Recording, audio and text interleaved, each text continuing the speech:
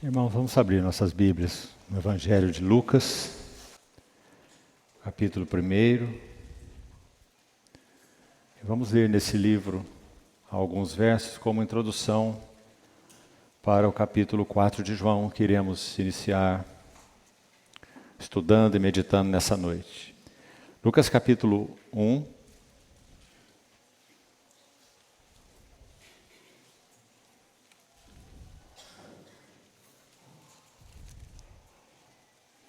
Vamos ler desde o verso 76.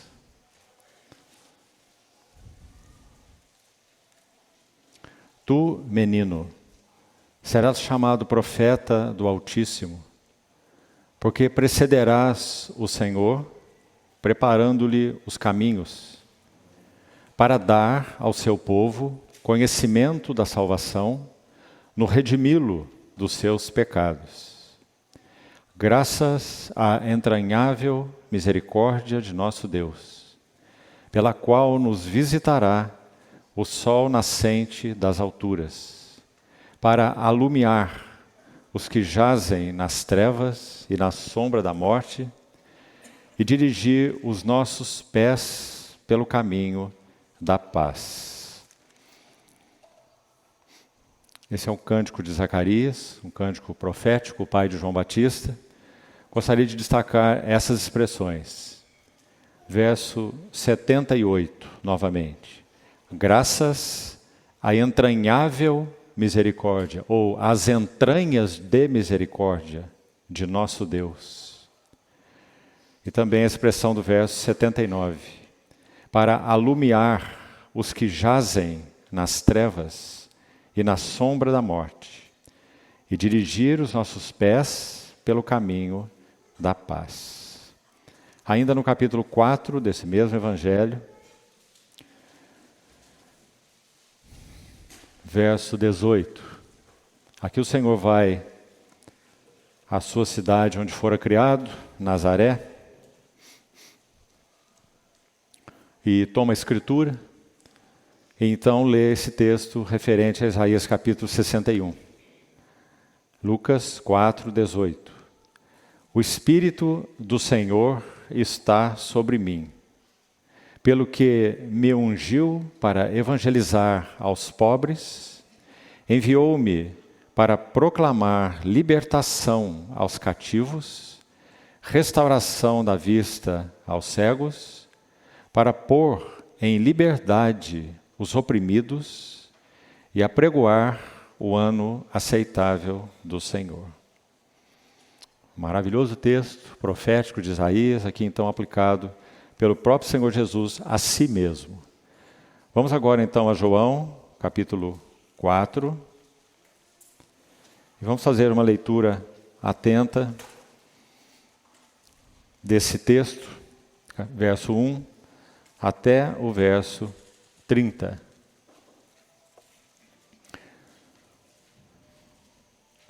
Quando, pois, o Senhor veio a saber que os fariseus tinham ouvido dizer que ele, Jesus, fazia e batizava mais discípulos que João, se bem que Jesus mesmo não batizava, e sim os seus discípulos, deixou a Judéia, retirando-se outra vez para a Galiléia. E era-lhe necessário atravessar a província de Samaria. Chegou, pois, a uma cidade samaritana chamada Sicar, perto das terras que Jacó dera a seu filho José. Estava ali a fonte de Jacó. Cansado da viagem, assentara-se Jesus junto à fonte por volta da hora sexta. Nisto veio uma mulher samaritana tirar água. Disse-lhe Jesus: dá-me de beber. Pois seus discípulos tinham ido à cidade para comprar alimentos. Então lhe disse a mulher samaritana: como sendo tu judeu, podes pedir de beber a mim, que sou mulher samaritana? Porque os judeus não se dão com os samaritanos. Replicou-lhe Jesus: se conheceras o dom de Deus, e quem é o que te pede, dá-me de beber, tu lhe pedirias, e ele te daria água viva. Respondeu-lhe ela: Senhor, tu não tens com que atirar, e o poço é fundo. Onde, pois, tens a água viva? És tu, porventura, maior que o nosso pai Jacó, que nos deu o poço do qual ele mesmo bebeu, e bem assim seus filhos e seu gado? Afirmou-lhe Jesus: quem beber desta água tornará a ter sede. Aquele, porém, que beber da água que eu lhe der, nunca mais terá sede, para sempre. Pelo contrário, a água que eu lhe der será nele uma fonte a jorrar para a vida eterna. Disse-lhe a mulher: Senhor, dá-me dessa água para que eu não mais tenha sede, nem precise vir aqui buscá-la. Acudiu-lhe Jesus: vai, chama teu marido e vem cá. No que lhe respondeu a mulher: não tenho marido. Replicou-lhe Jesus: bem disseste, não tenho marido. Porque 5 maridos já tiveste, e esse que agora tens não é teu marido. Isso disseste com verdade. Senhor, disse-lhe a mulher, vejo que tu és profeta. Nossos pais adoravam neste monte. Vós, entretanto, dizeis que em Jerusalém é o lugar onde se deve adorar. Disse-lhe Jesus: mulher, podes crer-me que a hora vem quando nem neste monte, nem em Jerusalém adorareis o Pai. Vós adorais o que não conheceis. Nós adoramos o que conhecemos, porque a salvação vem dos judeus. Mas vem a hora, e já chegou, quando os verdadeiros adoradores adorarão o Pai em espírito e em verdade, porque são estes que o Pai procura para seus adoradores. Deus é espírito, e importa que os seus adoradores o adorem em espírito e em verdade. Eu sei, respondeu a mulher, que há de vir o Messias, chamado Cristo. Quando ele vier, nos ensinará, anunciará todas as coisas. Disse-lhe Jesus: eu o sou, eu que falo contigo. Nesse ponto chegaram seus discípulos e se admiraram de que estivesse falando com uma mulher. Todavia nenhum deles lhe disse: que perguntas? Ou por que falas com ela? Quanto à mulher, deixou o seu cântaro, foi à cidade e disse àqueles homens: vinde comigo e vede um homem que me disse tudo quanto tenho feito. Será este, porventura, o Cristo? Saíram, pois, da cidade e vieram ter com ele. Vamos orar. Querido Pai Celestial, somos tão gratos por podermos abrir a Tua Santa Palavra juntos, nessa noite de comunhão, estudo e meditação. Abre os nossos olhos, Senhor, para que vejamos as maravilhas de Tua imensa graça nas passagens que lemos. Ilumina os olhos do nosso coração. Confiamos a Ti as nossas vidas, Tua palavra lida e a administração do Espírito Santo sobre nós nessa noite. No precioso nome do nosso Senhor Jesus, oramos. Amém. Meus irmãos, nós iremos usar um bom tempo nessa noite, talvez não todo o tempo, mas para fazermos uma introdução bem tranquila de muitos detalhes importantes que estão no contexto desse capítulo 4 de João, que na verdade nós vamos obtê-los desde o primeiro capítulo. Então, não iremos fazer uma abordagem minuciosa, é claro, mas iremos ver pontos importantes que vão nos ajudar a compreender melhor esse maravilhoso capítulo 4 de João. O ponto que nós estamos aqui neste capítulo é muito surpreendente. Até então, nós vimos o Senhor em Caná da Galileia, nós vimos o Senhor em Cafarnaum, nós vimos o Senhor indo para a Judéia, mas agora nós vemos o Senhor se deslocando da Judéia para a Galileia por um caminho inusitado. Não era um caminho incomum, porque esse é o caminho mais direto da Judéia para a Galileia, passando por Samaria, quase que uma linha reta na vertical, do sul para o norte. Mas por causa dessa inimizade visceral que havia entre judeus e samaritanos, então os judeus evitavam esse caminho a todo custo. Até mesmo o caminho lateral para se fazer essa caminhada sul-norte, direta, passando por Samaria. Para evitar isso, eles faziam um contorno pela lateral e teriam que atravessar o Jordão 2 vezes. Atravessariam para o outro lado do Jordão, desviando-se de Samaria, atravessando novamente o Jordão para atingir a parte superior, a Galileia. Então, pela ordem geográfica, se você se lembra da situação geográfica da Palestina, nós temos aqui o Negev, no extremo sul de Israel, deserto de Negev. Depois nós temos a Judéia, depois nós temos Samaria e depois nós temos a Galileia. Então, para que esse caminho direto não fosse feito, é o mais curto, inclusive, então eles atravessavam 2 vezes o Jordão para fazer o caminho por fora. O que está acontecendo aqui no texto que lemos? No verso 3 desse capítulo 4, é dito que o Senhor, que era ali necessário atravessar a província de Samaria. Como já explicamos, essa necessidade não é exatamente geográfica, porque muitos outros, como já dissemos, faziam outro caminho. Então essa necessidade certamente não era geográfica. O motivo dessa travessia por Samaria é duplo.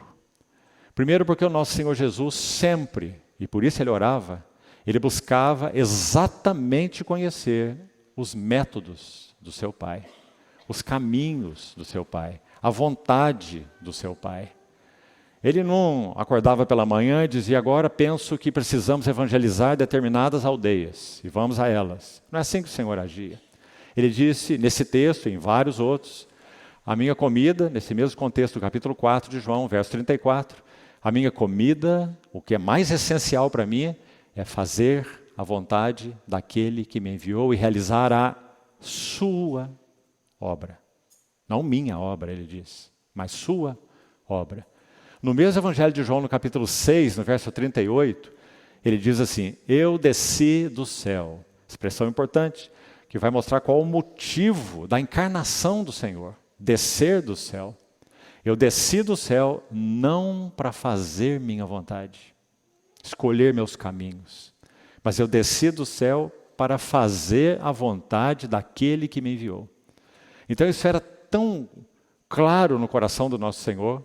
Quando já outras vezes partilhamos, por exemplo, sobre o Getsemane aqui juntos, nós falamos que esse era um dos pilares que governou toda a vida humana do nosso Senhor Jesus, o Verbo encarnado. Sempre, sempre, sempre fazendo em tudo, a cada passo, a vontade do seu Pai. Retilineamente, sem se desviar, 1 segundo, nem para a direita, nem para a esquerda.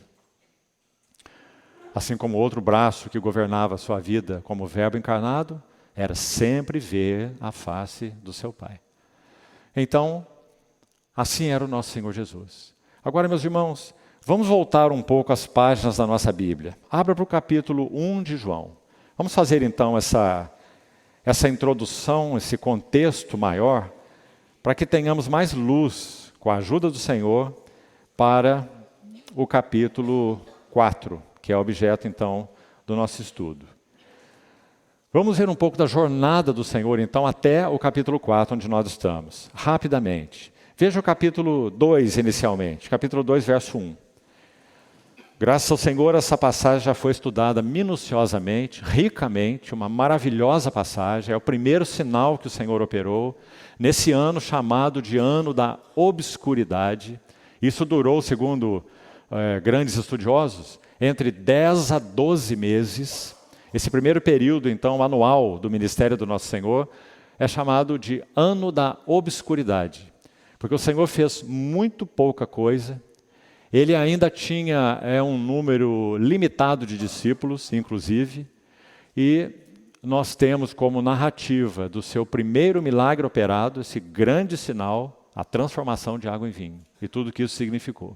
Então aí está, capítulo 2, verso 1, o Senhor foi para Caná da Galileia, porque houve ali um casamento, e nosso Senhor foi convidado. Verso 11 desse mesmo capítulo diz: com este deu Jesus princípio a seus sinais em Caná da Galileia, reforçando a posição geográfica. Manifestou sua glória e seus discípulos creram nele. Verso 12, logo em seguida, no capítulo 2, diz assim: Depois disto. Então vá vendo aí a jornada do Senhor, a geografia desse assunto aí. Depois disso, desceu ele para Cafarnaum. Em Cafarnaum havia a casa de Pedro. E nosso Senhor usou a casa de Pedro muitas vezes, muitos dias, em muitos momentos, como uma sede do seu ministério naquela região. Então, ele desce para Cafarnaum com sua mãe, seus irmãos e seus discípulos, e ficaram ali não muitos dias. Então, estamos indo de Caná para Cafarnaum. Verso 13, veja os movimentos seguidos. Verso 11, 12 e 13. 3 movimentos. De Caná para Cafarnaum, de Cafarnaum para Jerusalém. O que ele foi fazer em Jerusalém? Por que ele subiu para Jerusalém? Era a festa da Páscoa, uma festa importantíssima no calendário nacional de Israel, celebrando a aliança de Deus com o seu povo, a retirada do Egito, Jeová, o Deus da aliança com o seu povo. Mas é claro que nosso Senhor Jesus, em primeiro plano, ele não subiu a Jerusalém por causa da festa da Páscoa. Ele subiu a Jerusalém para realizar o que ele iria realizar nesse templo profanado. Outro texto que já tivemos a oportunidade de ver com muitos detalhes, todos eles muito preciosos. A purificação da casa de Deus. Aquela que deveria ser a casa de Deus, era uma casa profanada. Nosso Senhor a chamou de um covil, de salteador, de ladrões. Esse era o templo nessa época. Então já vimos isso também. Jerusalém e o templo, verso 13. O que acontece na sequência? Nosso Senhor, ainda em Jerusalém, tem uma conversa com Nicodemos. Então ele sobe a Jerusalém para a purificação do templo, segundo os caminhos do seu Pai, fazendo a vontade do seu Pai, discernindo os movimentos do seu Pai. Ele purifica o templo, vá seguindo aí, e ele tem essa conversa tremenda com Nicodemos, da qual também extraímos muitos princípios importantes, já o fizemos. Na sequência, o que ele faz? Temos que ir ao verso 22 desse capítulo 3, vá acompanhando aí. Depois disto, foi Jesus, com seus discípulos, para a terra da Judéia, e ali permaneceu com eles e batizava. Finalmente, capítulo 4, verso 3, entra no texto central que iremos daqui a pouco iniciar nosso estudo e meditação. É dito então, deixou a Judéia. Se no verso 22 do capítulo 3 diz que ele foi para a terra da Judéia, no capítulo 4, verso 3 diz que ele deixou a Judéia, retirando-se outra vez para a Galiléia, porque foi lá que ele iniciou, não é? Caná da Galiléia. Então ele se retira outra vez para a Galiléia, aqui com o detalhe, era-lhe necessário, importante essa palavra necessário, porque como já vimos geograficamente falando, não era o caso, então era-lhe necessário atravessar a província de Samaria. Precisamos ainda fazer outra coisa aqui. Por que o Senhor deixou a Judéia e foi para a Galiléia? Claro, havia algo que ele discerniu como sendo obra de Deus, antes mesmo que chegasse na Galiléia, obra de Deus entre os samaritanos. Todas as vezes que lemos essa passagem, a interlocução do Senhor com a mulher samaritana é o que mais nos chama a atenção. Mas não vai ser o assunto ainda para hoje, vamos seguir à frente, ainda ministrando esse texto. Você vai ver que o Senhor não passou por Samaria apenas pela mulher samaritana.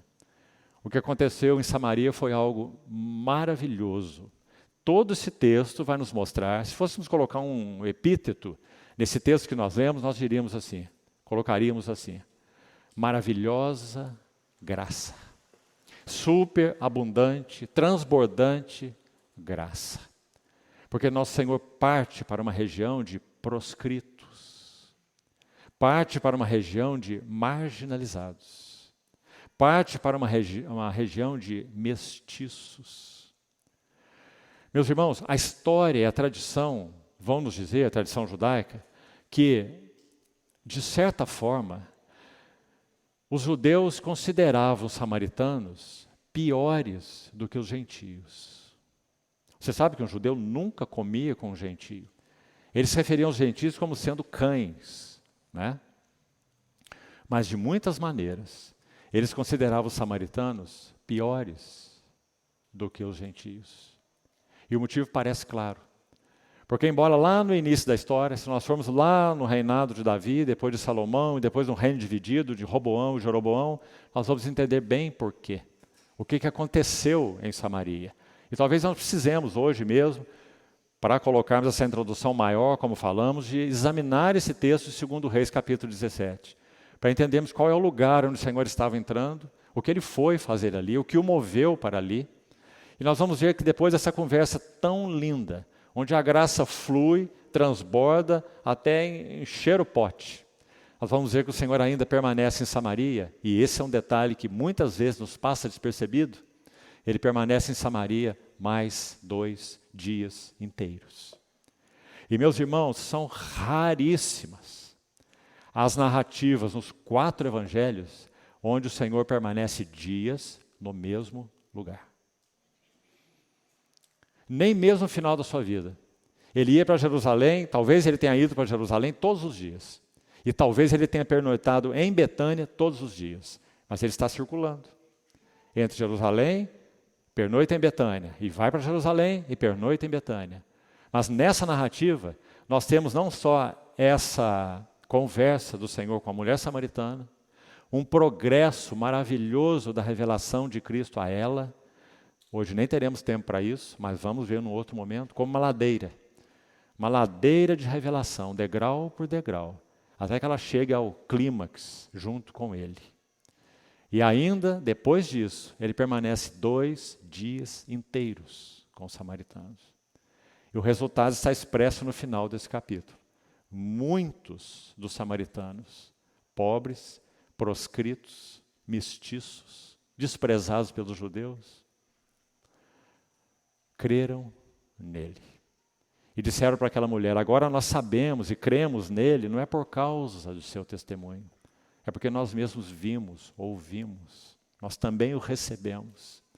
Então, meus irmãos, um milagre maravilhoso. E veja, estão envolvidas aí muitas pessoas. Onde há outra narrativa nos evangelhos em que você vê isso acontecer? Onde? 2 dias inteiros em Samaria. Uma multidão de samaritanos creu no Senhor, recebeu o Senhor. E disseram à mulher: não é só por causa do teu testemunho, porque ela já havia recebido o Senhor. Ela foi salva pelo Senhor. Ela viu o Senhor. Mas também uma multidão de samaritanos.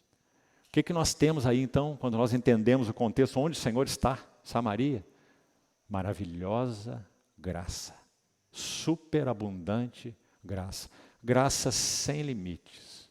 Quando entrarmos nesse texto, meus irmãos, você vai ver, já posso te adiantar isso, já que tocamos nesse ponto, quando aquela mulher diz assim para o Senhor: Senhor, você não tem com que tirar água desse poço. Esse poço é fundo.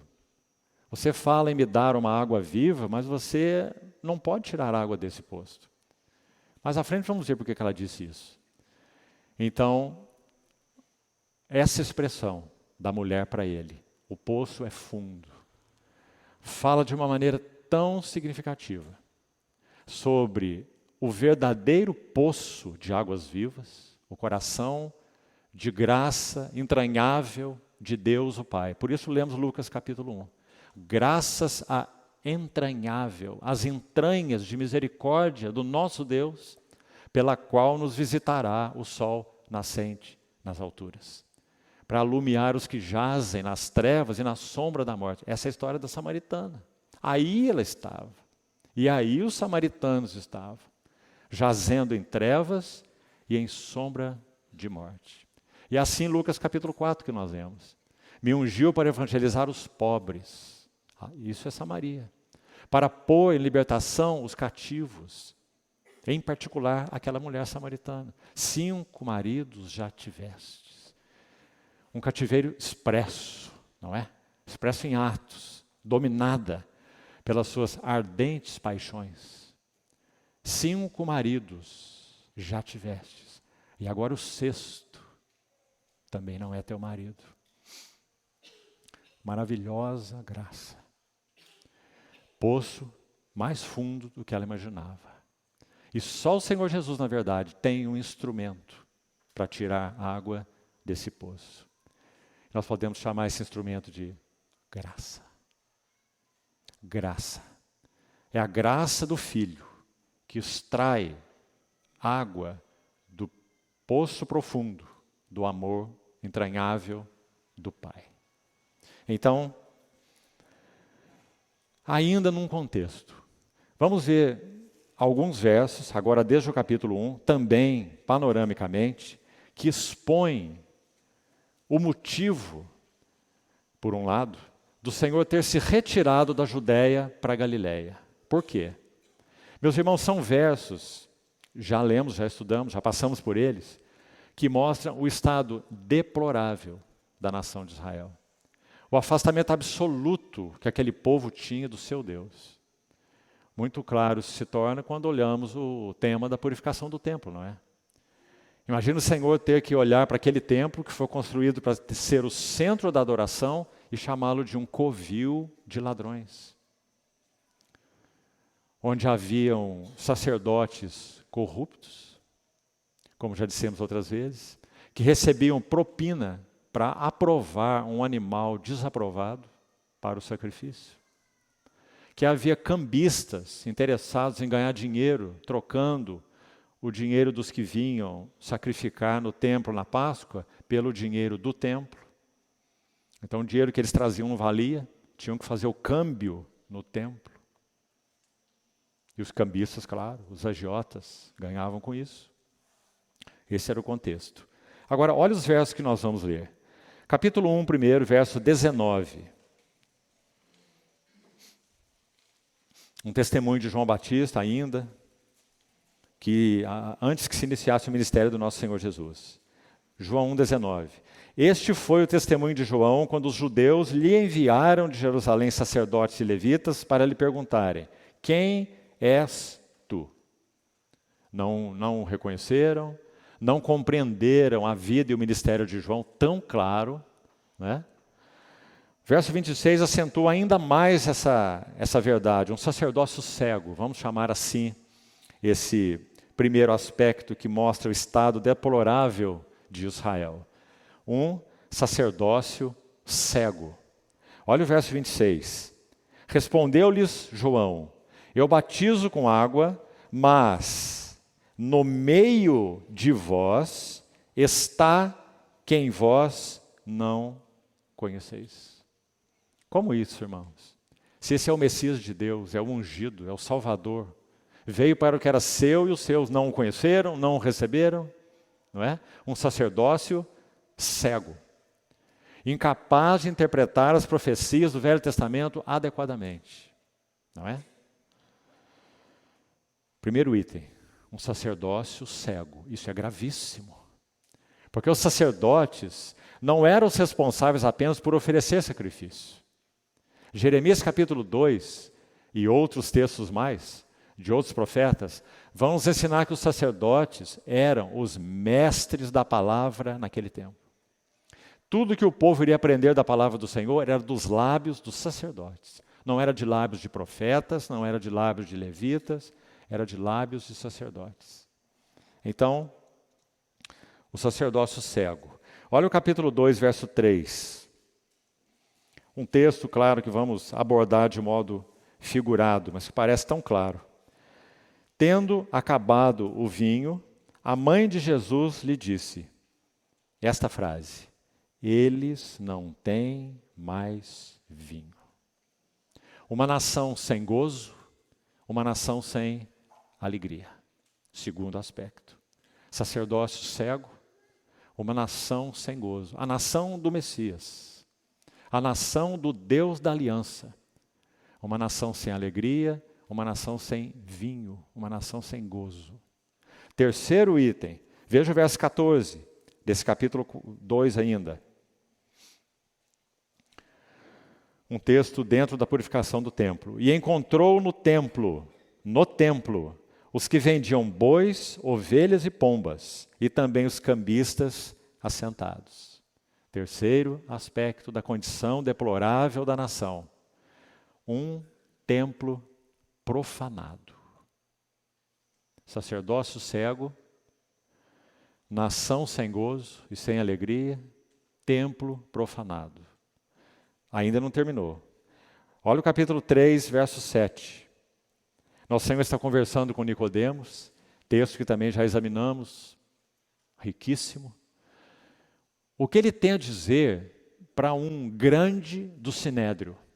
Sem dúvida nenhuma, Nicodemos era membro do Sinédrio, a nata da autoridade, os representantes da autoridade religiosa da nação. Nicodemos era dos maiores entre eles. Ou seja, ele representa o Sinédrio, ele é mestre.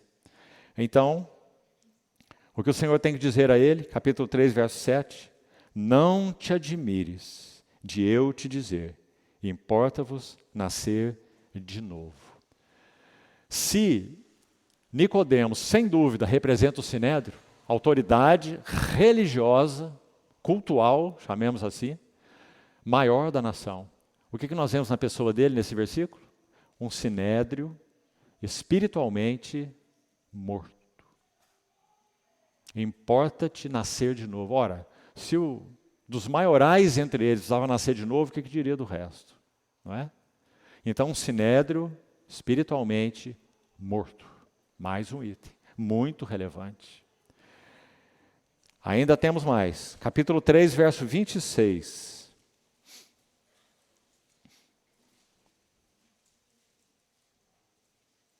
E foram ter com João e lhe disseram, mestre, aquele que estava contigo além do Jordão, claro, se referindo ao Senhor Jesus, né? Do qual tens dado testemunho, nosso Senhor, está batizando e todos lhe saem ao encontro. O que está acontecendo aqui? A pessoa do Messias foi menosprezada. Quando o Senhor Jesus estava batizando, e já lemos no capítulo 4 que na verdade o Senhor Jesus não batizou ninguém, o Senhor Jesus não batizava, quem batizava eram os seus discípulos. Mas quando isso passou a acontecer, e o número cada vez maior de pessoas vendo o Senhor Jesus, seus discípulos, batizando, e aquele grupo crescendo, então despertou algo neles. Por quê? Meus irmãos, João era filho de um sacerdote em Jerusalém, Zacarias. Um sacerdote que oficiava no templo. Ou seja, João Batista tinha honra entre o povo. Por isso você não vai ver em nenhum momento o povo buscando eliminar João Batista, matar João Batista, como aconteceu com o nosso Senhor. Em nenhum momento. Ele foi morto por Herodes, você sabe, numa situação promíscua, de uma festinha que foi dada para aquela moça, não é? E pela corrupção, a imoralidade, a sensualidade de Herodes, ele mandou decapitar João Batista. Claro, dentro dos propósitos de Deus. Mas nunca o povo se voltou contra João Batista. João Batista tinha autoridade para olhar para fariseus que odiaram o Senhor, que procuravam matá-lo em todo o tempo. João Batista olhou para eles, fariseus e saduceus, e disse, raça de víboras, quem vos induziu a fugir da ira vindoura? E eles se retiraram dali, não foram batizados, foram embora, viraram as costas e foram embora. Mas não buscaram apedrejar João, matar João, eliminar João. Você vê a diferença? Mas quando nosso Senhor Jesus, seus discípulos em particular, batizando e o número de discípulos crescendo, a pessoa do Messias foi menosprezada. Eles ficaram enciumados por João Batista. E por último, capítulo 3, verso 31. Na sequência aí, veja. 31 e 32. Quem vem das alturas certamente está acima de todos. Quem vem da terra é terreno e fala da terra. Quem veio do céu está acima de todos. E finalmente, veja, verso 32. E testifica, esse que veio do céu, nosso Senhor, testifica o que tem visto e ouvido. Contudo, ninguém aceita o seu testemunho. Finalmente, então, não só a pessoa do Messias é menosprezada, como já vimos ali no verso acima, mas o testemunho do Messias é desprezado, rejeitado. Essa é a condição da nação judaica. Então, quando nós vemos nesse texto, o Senhor Jesus se retira da Judéia, nós temos que olhar todos esses itens juntos. De que ambiente ele está saindo? Agora, meus irmãos, Como será que imaginamos o nosso Senhor deixando esse ambiente? É muito triste quando nós misturamos nossos próprios sentimentos com os sentimentos do Senhor ao avaliar as passagens das Escrituras. Porque, meus irmãos, Ele é tão outro, Ele é tão distinto. Final do seu ministério, Ele não tem outro lugar para ir, não há um profeta que não morra fora de Jerusalém. Então Ele vai para Jerusalém, dá a volta no Monte das Oliveiras, enxerga de longe o monte do templo. O que acontece? Lucas vai registrar. E Jesus chorou e disse: Jerusalém, Jerusalém. Qual será foi o tom em que o nosso Senhor Jesus pronunciou essa palavra 2 vezes? Tu que matas todos os profetas, tu que apedrejas todos que te foram enviados. Quantas vezes eu quis reunir teus filhos, como a galinha reúne pintinhos debaixo de suas asas, mas vós não quisestes. Meus irmãos, assim era o coração do nosso Senhor. Então, mesmo nesse contexto nebuloso, trevoso, que nós acabamos de citar, todos esses versos, os 3 capítulos, nosso Senhor deixa a terra da Judéia e vai para a Galileia. Mas Ele não abandona no seu coração aqueles pelos quais Ele iria morrer. E ali no meio deles, ali entre eles. Então, essa é a condição da Judéia, da nação na época do Senhor. Agora, os primeiros 4 versos que nós lemos, vamos voltar para o capítulo 4 mais uma vez. O verso 4 diz assim: era necessário atravessar a província de Samaria. Destacando uma vez mais, esse termo era ali necessário. Acompanhe comigo, por favor, irmão. Não gostaria só de citar esses 2 textos. Abra em Isaías capítulo 9. Para que vejamos no profeta Isaías 2 maravilhosos textos sobre esse fato do Senhor ter se retirado da Judéia e ir em direção à Galiléia com essa parada de 2 dias em Samaria. Isaías 9, verso 1 diz assim, atenção para esse versículo: mas para a terra que estava aflita, não continuará a obscuridade. Essas 2 palavrinhas aqui, aflita e obscuridade. Vamos ler esses 2 versos aí e outros de Isaías que vamos ler à luz de João 4. À luz do encontro do Senhor com a mulher samaritana. À luz do que significava Samaria, e um pouco nós já expusemos aqui do que significava Samaria. Então vamos ler esses versículos com essa ótica aí. Então olha essa palavra aflita. Olha essa palavra obscuridade. Essa é a história da mulher samaritana. Deus, nos primeiros tempos, tornou desprezível, mais uma palavra. Essa é a história dos samaritanos. Mestiços, proscritos, desprezíveis. Ele tornou desprezível a terra de Zebulon e a terra de Naftali. Mais um detalhe importante. Se você sobrepuser os mapas das tribos, a distribuição da Palestina pelas tribos, nos tempos do Velho Testamento, com o mapa geográfico dos tempos de Jesus na Palestina, a Palestina na época de Jesus, você sobrepuser os 2 mapas, sabe o que vai acontecer?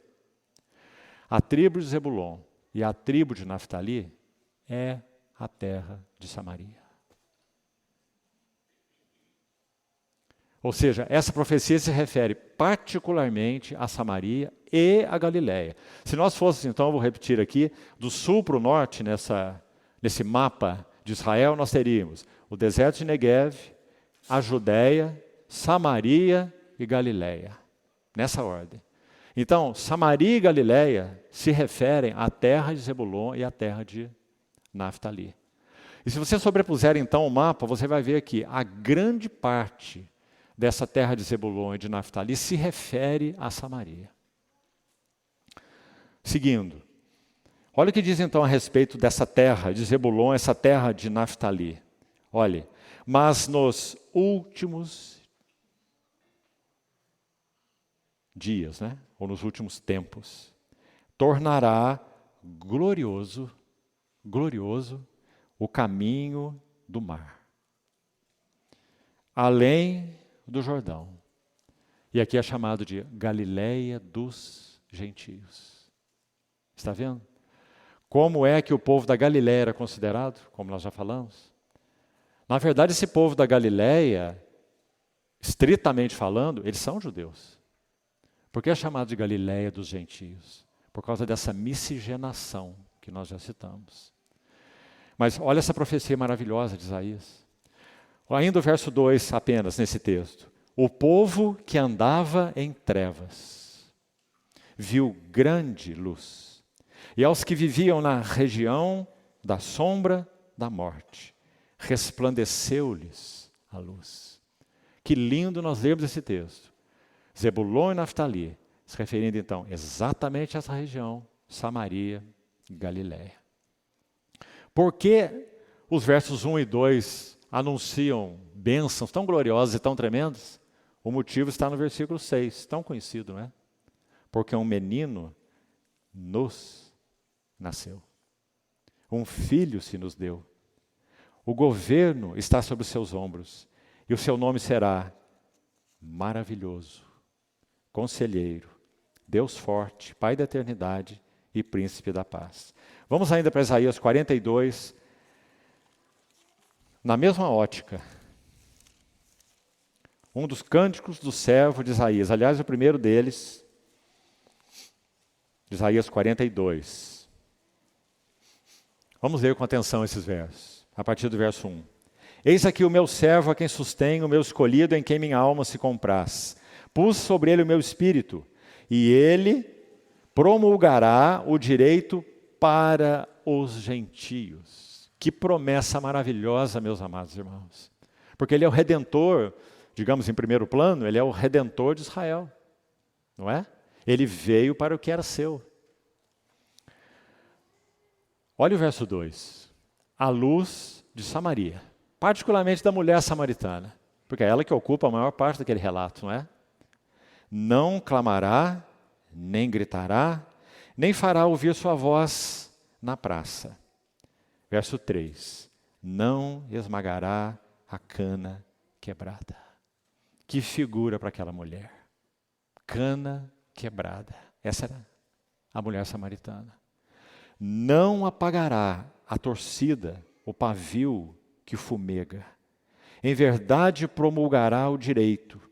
Não desanimará, nem se quebrará, até que ponha na terra o direito e, mais uma vez, as terras do mar. Nós já lemos isso em Isaías 9, lembra? Tornará glorioso o caminho do mar, além do Jordão, Galileia dos gentios. E aqui, mais uma vez, as terras do mar aguardarão a sua doutrina. Impressionante como esse verso se aplica à relação do Senhor com a mulher samaritana. É um assunto para mais tarde, está no final do relato. Mas você vai ver que depois que ela recebe o Senhor, ela foi salva pelo Senhor. Então, nesse momento final, o Senhor falou com ela sobre a verdadeira adoração, adorar o Pai em espírito e em verdade. E ela disse assim: eu sei que quando vier o Messias, o Cristo, Ele nos anunciará todas as coisas. Meus irmãos, quem disse isso foi a mulher samaritana. O entendimento dela, de alguma forma, expressando assim, era melhor do que o entendimento dos judeus, das autoridades judaicas, não é? Quando vier o Messias, Ele nos ensinará, Ele nos anunciará todas as coisas. Olha o que nós vemos nesse verso 4. As terras do mar aguardarão o seu ensino, aguardarão sua doutrina. Que lindo, não é? Assim diz Deus, o Senhor, que criou os céus e os estendeu, formou a terra, tudo quanto produz, que dá fôlego de vida ao povo que nela está e o espírito aos que andam nela. Eu, Senhor, te chamei em justiça. Tomar-te-ei pela mão, se referindo ao Senhor Jesus, o servo do Senhor, e te guardarei e te farei mediador da aliança com o povo, esse o povo são os judeus, povo da aliança, e luz para os gentios. Para abrires os olhos aos cegos, para tirares da prisão o cativo. Que lindo texto. E do cárcere os que jazem nas trevas. Eu sou o Senhor, este é o meu nome. A minha glória, pois, não a darei a outrem, nem a minha honra às imagens de escultura.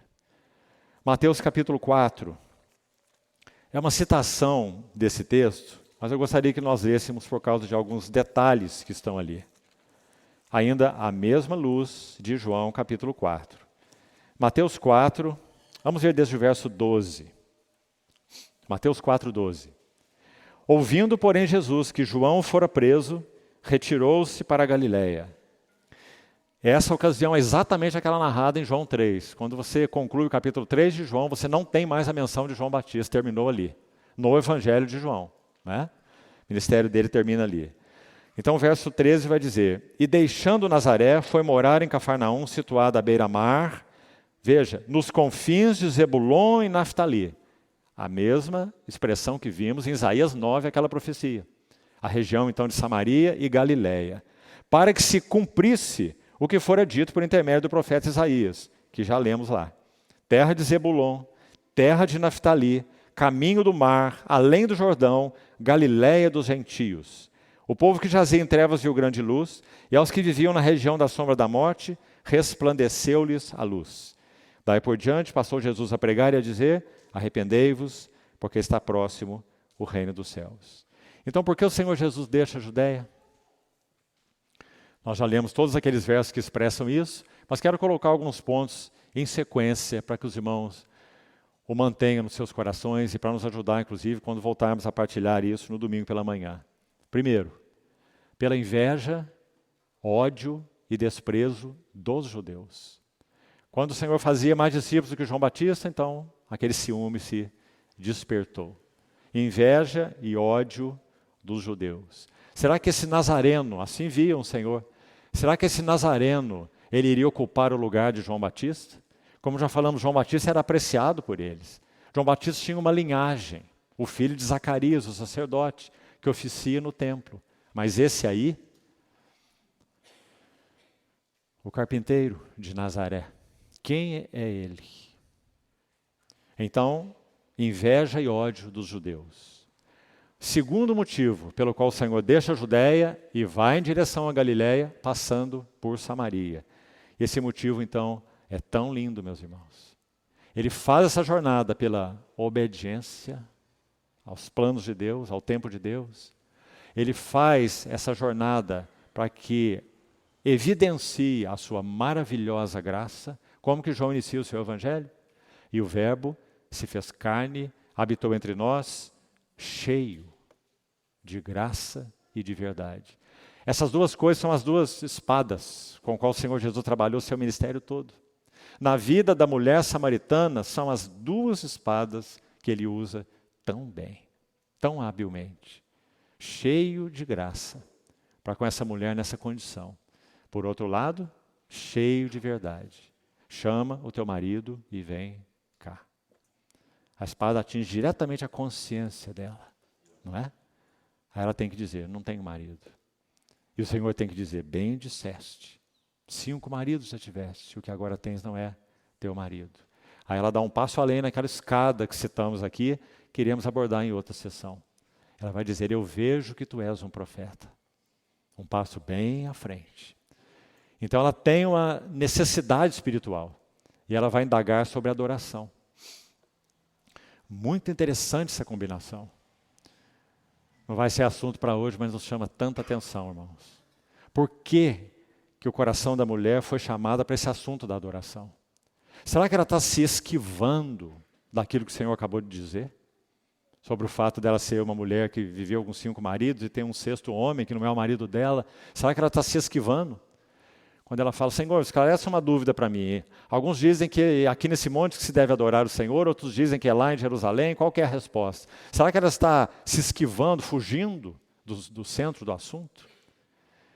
Que era o seu coração desvairado, necessitado? Ou será que vendo algo mais de quem aquele homem é, de alguma maneira, vejo que tu és um profeta? Então ela expressa no próximo degrau, no próximo passo, um anseio espiritual de conhecer o que significa realmente adorar Deus? Então ela faz a pergunta. Só que ela é tão limitada. Ela faz a pergunta pensando em lugares. É aqui nesse monte em Samaria, o Gerizim, ou é lá em Jerusalém onde está o templo? E olha, irmão, escute isso. Mais à frente iremos voltar nisso. O que o Senhor fala para essa mulher samaritana é a revelação mais profunda sobre o que é adoração.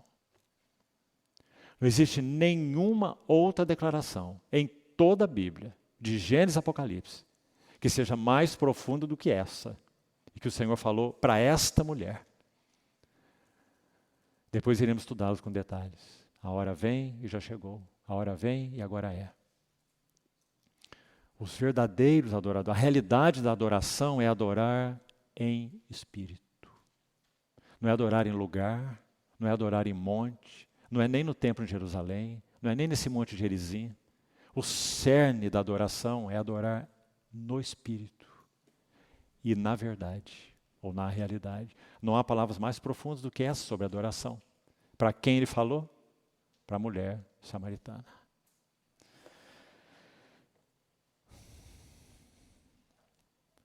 Vamos a 2 Reis 17. Ainda precisamos dessa passagem para compreendermos ainda melhor essa história dos samaritanos. Apenas alguns versículos nesse capítulo. Você pode lê-lo todo por você mesmo. 2 Reis, segundo livro dos Reis, capítulo 17. Os versos são do 24 até o final do capítulo, até o 41. Nós iremos destacar uma meia dúzia de versos apenas. Então, 2 Reis 17, verso 24. Acompanhe com atenção, por favor. O rei da Assíria trouxe gente da Babilônia, de Cuta, de Ava, de Amate, de Sevarfaim, e fez habitar nas cidades de Samaria, em lugar dos filhos de Israel. Tomaram posse de Samaria e habitaram nas suas cidades. Então lembra que essa região, claro, é a região da Palestina. O rei da Assíria conquistou essa região, tirou a imensa maioria dos habitantes de Samaria, os samaritanos, levou para o império assírio e trouxe gente do império e colocou no lugar dos samaritanos que ele tirou da sua própria terra. Né? Está aí bem claro o que nós já lemos. A princípio, verso 25, quando passaram a habitar ali, esses estrangeiros então que vieram para morar nessa região de Samaria, não temeram ao Senhor, então mandou o Senhor para o meio deles leões, os quais mataram a alguns do povo. Pelo que se disse ao rei da Síria: as gentes que transportastes e fizeste habitar na cidade de Samaria, olhe isso, irmão, não sabem a maneira de servir o Deus da terra. Eles são pagãos, eles são politeístas. Eles entendem que cada Deus tem que ser servido de uma maneira. Se esse Deus não gostar do serviço que está sendo oferecido a ele, vem problema para a terra, vem juízo. Então, como eles são pagãos e vieram habitar em Samaria, eles disseram: o Deus da terra não está contente conosco. Né? Então, precisamos aprender como é que serve esse Deus da terra para acalmá-lo, porque ele está mandando leões para nos devorarem. Quanto misticismo, né? Quanto paganismo. Verso 26. Por isso enviou ele leões para o meio delas, os quais as matam, porque não sabem como servir o Deus da terra. Então o rei da Síria mandou dizer: levai para lá um dos sacerdotes que de lá trouxestes. Uma coisa muito lógica para a cabeça do rei, não é? Vamos tomar um sacerdote de lá, porque ele é de lá, ele sabe como é que vai fazer para apaziguar esse Deus. Que ele vá lá e lá habite, e lhes ensine a maneira de servir o Deus da terra. Veio, pois, um dos sacerdotes que haviam trazido de Samaria, habitou em Betel, e lhes ensinava como deviam temer o Senhor. Vamos para o verso 32. Assim, temiam ao Senhor, e cuidado com esse temiam, viu? Não tem nada a ver com o temor real do Senhor. Dentre os do povo constituíram sacerdotes dos lugares altos, os quais oficiavam a favor deles nos santuários dos altos, de maneira que temiam ao Senhor e ao mesmo tempo serviam aos seus próprios deuses, segundo o costume das nações dentre as quais tinham sido transportados. Verso 33. Vamos para o verso 41 e já é suficiente. Assim, essas nações temiam o Senhor e serviam às suas próprias imagens de escultura. Como fizeram seus pais, assim fazem também seus filhos e os filhos dos seus filhos até o dia de hoje. Em uma palavra, mistura. Um culto misto.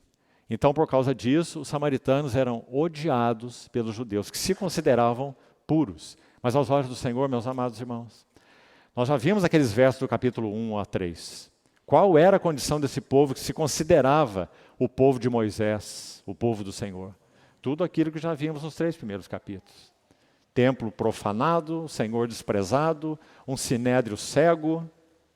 Não é? Deixem-me ler para os irmãos algo que particularmente me interessou muito. Uma narrativa de Joséfo. Joséfo foi um historiador que viveu na época de Jesus, e não só isso. Ele tem uma das suas obras que se chama Guerras Judaicas. Nessa obra, Guerras Judaicas, veja, é história, irmão. Joséfo era um pagão, Joséfo nunca foi um cristão, certo? Ele é um historiador não cristão, que viveu na época de Jesus. Então ele vai citar no seu livro, Guerras, o nome de Jesus. Só que apenas como nome histórico, né? Mas então, reafirmando a figura histórica de Jesus. Para que essas bobagens que muitas vezes você ouve aí, que essa história de que Jesus realmente viveu um dia na Terra, isso aí foi uma bobagem que contaram, e enfim, essa história aí se propagou através dos seus discípulos, né? E então o cristianismo se tornou o que é. Isso seria humanamente impossível, inclusive. Totalmente impossível, claro, né? Teria morrido no berço o cristianismo, se isso tivesse sido assim, né? Mas então esse Joséfo tem uma outra obra que se chama Antiguidades. Queria que você ouvisse com atenção o que ele escreve sobre essa questão de Samaria. Ouça bem então, ele diz assim: Manassés, o filho de Jadua, sumo sacerdote, esse Jadua era o sumo sacerdote, Manassés o seu filho, contrariando a lei, casou-se com a filha de Sambalá, o príncipe dos samaritanos. E quando os judeus insistiram que ele, esse Manassés, deveria repudiar a sua mulher ou renunciar ao seu ofício sagrado, ele fugiu para o seu sogro, Sambalá, que deu a ele uma recepção de honra, e pela permissão de Alexandre o Grande, olha que interessante, Joséfo citando o Império Grego, Alexandre. Pela permissão de Alexandre o Grande, edificou, esse Manassés aí, edificou um templo a Jeová no monte Gerizim, Samaria. Por isso a mulher samaritana fez aquela pergunta: onde se deve adorar? Lá no templo de Jerusalém? Porque aqui os samaritanos dizem que nós devemos adorar nesse monte, o monte Gerizim. O monte que Alexandre o Grande deu permissão para Manassés, o sacerdote corrupto, a edificar. Então, Alexandre permitiu que ele edificasse um templo a Jeová no Monte Gerizim, no qual Manassés e a sua posteridade oficiaram como sumo sacerdote, uma nova linhagem sacerdotal, promíscua. Foi estabelecida em Samaria por Manassés, sumo sacerdote, e então a linhagem se seguiu. Esse era o culto dos samaritanos, essa foi a história dos samaritanos. Então esse culto se seguiu em rivalidade, ele termina assim, com o ritual divinamente instituído em Jerusalém. Essa é a narrativa de Joséfo. Agora, por hoje nós temos mais alguns minutos só, nós vamos aproveitá-los e vamos seguir então com o texto de João. Vamos voltar para lá. Agora que já temos esse contexto aí,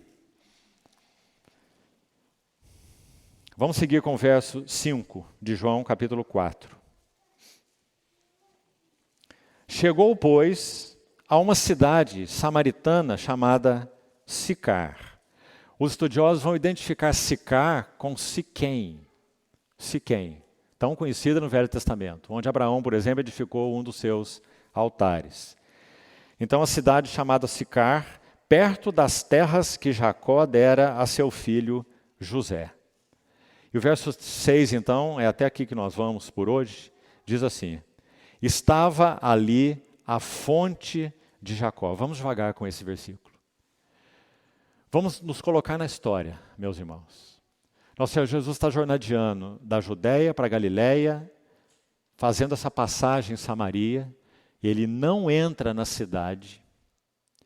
Geograficamente, esse poço estava antes da cidade. Então, antes que ele chegasse na cidade, você vê que a mulher sai desse poço e vai à cidade e dá a notícia para os samaritanos do que ela viu e ouviu do nosso Senhor. Não é assim? Então, esse poço estava antes da cidade. Nosso Senhor Jesus chega lá, fonte de Jacó. Acho que tem algo importante para nós pensarmos aí, com relação ao nosso querido Senhor. O que é que Jacó, esse nome, Israel, Jacó, o que é que despertava no coração do nosso Senhor? Recordações preciosas daquilo que Deus, o seu Pai, planejou para Jacó e a sua descendência. Memórias sensíveis. Nosso Senhor no poço de Jacó, tão importante esse poço. Poço de águas vivas. Sabe qual é a diferença? O poço de Jacó não era uma cisterna para se abastecer com água, como se fosse uma caixa d'água. O poço de Jacó era um poço de águas vivas. Significa que havia uma nascente no fundo daquele poço. Então, se você colocar seu ouvido naquele poço, você ia ouvir o borbulhar das águas. Por isso chamado de poço de águas vivas. Esse era o poço de Jacó. Então, o Senhor se assenta ali, sem dúvida, com comoventes recordações. Agora, não só isso. Olha que lindo o versículo. Cansado da viagem, assentara-se. Uma humanidade perfeita, não é? Cansado. Sabe o que o livro de Isaías tem para nos dizer? Isaías 40. Consulte os versos 28 e 29 de Isaías 40. Sabe o que diz lá? O Senhor Deus, o Criador dos céus e da terra, não se cansa e nem se fatiga. E não se pode esquadrinhar o seu entendimento. E o verso 29 diz assim: Ele é que dá força ao cansado e multiplica as forças ao que não tem nenhum vigor. Meus irmãos, quem é o Criador dos céus e da terra? É esse. É esse aí, sentado na beira do poço de Jacó. É o Criador. Sem Ele, nada do que foi feito se fez. Não é? Dele, por meio dele, para ele são todas as coisas. Mas, meus irmãos, esse maravilhoso Verbo eterno, Filho de Deus, Criador, Senhor do céu e da terra, ele assume toda a limitação da humanidade. E o Verbo se fez carne. E assumiu uma natureza que o limitava totalmente. Vivendo uma vida humana, humana mesmo. Filipenses 2. Subsistindo em forma de Deus, não julgou como usurpação ser igual a Deus. Antes, a si mesmo se esvaziou. Do quê?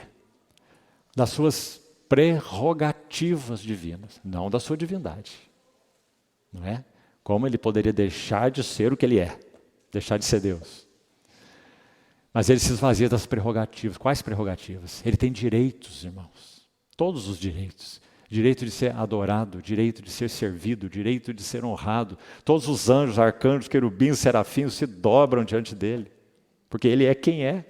Criador e Senhor de todos eles. E de todas as coisas. Não é? Mas agora ele assume natureza humana. Então nós temos essas duas lindas palavras aí. Não é só uma narrativa histórica, não é? Cansado. Pense nisso. À luz de Isaías 40, o Criador não se cansa e nem se fatiga, não é? E nem o super-homem, se existisse um super-homem, né? Mas ele não, ele é homem e não é super-homem. Cansado da viagem, assentou-se na beira do poço.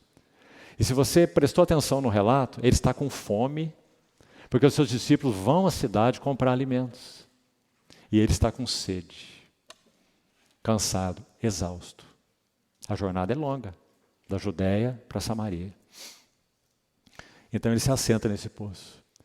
E o que acontece, meus irmãos? Nosso Senhor não é vidente.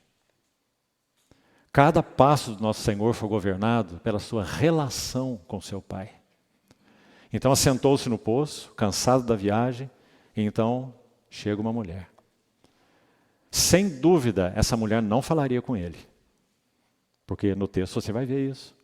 Ela se admira quando ele fala com ela, por ela ser uma samaritana e ele ser um judeu. Então ela não dirige nenhuma palavra a ele.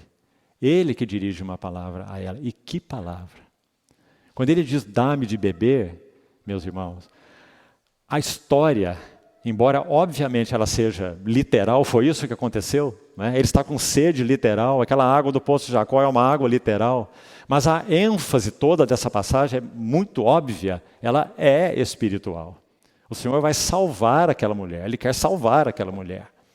Então quando Ele diz, dá-me de beber, não é apenas porque Ele estava com sede. O quinto brado do Senhor na cruz, dos seus 7 brados, você se lembra qual foi? Tenho sede. E ele estava com sede. Sua língua estava aderindo ao seu palato. Segundo o Salmo 22, na cruz. Desidratado. Não é? Mas quando ele clama na cruz, a mesma coisa aqui, dá-me de beber. Quando ele diz, tenho sede, será que isso significava apenas que ele estava com sede de água? Porque o próximo brado é, está tudo feito, consumado. E o último é, Pai, nas tuas mãos eu entrego o meu espírito. Do que o Senhor tinha sede. Meus irmãos, o Salvador do mundo tem sede de salvar almas. Deus enviou o seu Filho ao mundo, João 3, não para que julgasse o mundo, ainda não, mas para que o mundo fosse salvo por Ele. João capítulo 3. Então, ele tem que se dirigir à mulher. A mulher não se dirigiria a ele. Então não há uma coisa maravilhosa aqui? Vamos terminar com isso, preste atenção. Foi a única vez na história. Nunca aconteceu antes e não acontecerá depois dessa mesma maneira. A fonte é que está buscando a sede. É o sedento que busca a fonte. Mas aqui é a fonte que está buscando o sedento. Dá-me de beber. Mas ele é a fonte das águas vivas. E então, meus irmãos, a mulher se admira dele pedir isso a ela. E a história continua. Mas no verso 5 tem algo, no verso 6 tem algo que eu ainda gostaria de colocar para nós encerrarmos por hoje. Fonte de Jacó, cansado da viagem e assentado. E finalmente, veja, por volta da hora sexta. Há de certa forma um conflito em estudiosos que tipo de hora João usa nos seus escritos. Mas irmãos, parece ser inequívoco que sem dúvida é o horário judaico. Então a hora sexta é meio-dia. O maior calor do dia. Por que essa mulher estava aqui no maior calor do dia? Motivo muito claro também. Primeira coisa que temos que concluir, não é só porque ela era uma mulher proscrita, é porque também ela era uma mulher pobre. Porque se ela não fosse pobre, ela teria escrava, funcionária para buscar água para ela no poço. Se ela própria for buscar água, é porque ela é pobre. Segundo lugar, ela é marginalizada, completamente. Então ela vai no horário onde nenhuma mulher estaria lá. Quem vai buscar água no maior calor do dia? Tem horário melhor, não é? Então, aí foi ela. E ela encontra, nesse poço, naturalmente falando de águas vivas, como já explicamos, ela encontra esse homem sentado. E agora então a ladeira vai começar, a grande escada. E duas coisas vão acontecer nessa escada. E aqui nós terminamos hoje. A primeira coisa, irmão, maravilhosa nesse texto. A autorrevelação da graça de Deus em Cristo. Passo a passo, desde a primeira palavra do Senhor para ela, dá-me de beber. Sabe qual foi a última palavra do Senhor a ela? Eu o sou. Eu que falo contigo. Porque ela falou sobre o Cristo que viria e anunciaria todas as coisas. E ele vai dizer, certamente olhando para ela, não é? Eu sou. Eu que falo com você. Então essa ladeira começa a ser subida, o primeiro degrau, com essa frase. O Senhor colocando uma primeira espada, digamos assim, em direção ao coração dela. Ela nunca falaria com ele. Nunca. Ela teria medo de falar com ele, por ser homem e por ser judeu.